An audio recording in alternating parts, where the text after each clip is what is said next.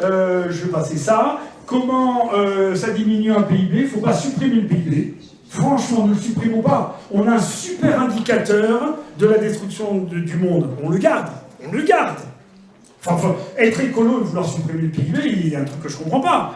C'est la marchandisation du monde qui alimente le système à faire du PIB. C'est les prêts intérêts aussi, il faudra en discuter, du rôle du système monétaire dans la création de richesses et donc dans la destruction du monde. Les héritages, waouh, le sujet qui tue. Ah, mais oui, si les gens accumulent, c'est parce qu'ils ont en perspective l'idée de faire hériter. Et il faudra arrêter d'accumuler, donc il faudra arrêter de se dire que nos enfants vont récupérer quelque chose après notre mort. On a trop, la preuve qu'on a trop.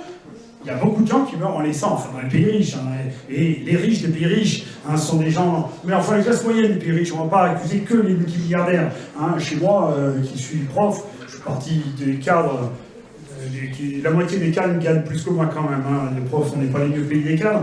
Mais n'empêche, j'ai trop. Puisque dans ma famille, quand on meurt, on laisse des choses aux enfants. D'accord ? La productivité est un mécanisme qui aggrave la machine et qui encourage la machine à faire du déchet. Et la technologie, vaste débat, la technologie est à la base des mécanismes qui accumulent et qui font fonctionner la machine à faire du déchet. Voilà la conclusion, dépêchons-nous de décroître, mais si vous en avez un peu envie, et je répète, si votre préoccupation pour la destruction du monde est supérieure à votre amour de la hausse de vos revenus. Sinon, on ne va pas y arriver, on ne va juste pas y arriver. La dernière question qui se pose aussi, c'est que parmi les gens qui disent qu'il faut se débarrasser du PIB, certains disent qu'il faut produire un autre indicateur, qui sera un bon indicateur de nos bonnes activités. D'accord ?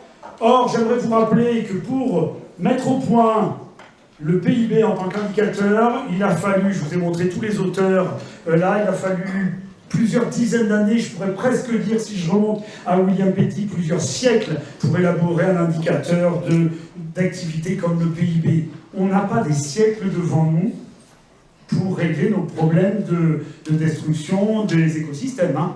On n'a pas des siècles.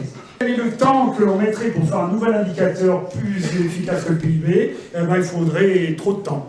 On n'a plus le temps. Alors prenons ce qu'on a. C'est un assez bon indicateur de notre démesure. C'est une bonne mesure de notre démesure. Et prenons-le et débrouillons-nous pour qu'il se réduise. L'important n'est pas de savoir combien de temps il nous reste, mais l'important, c'est de savoir ce qu'on va faire du temps qui nous reste.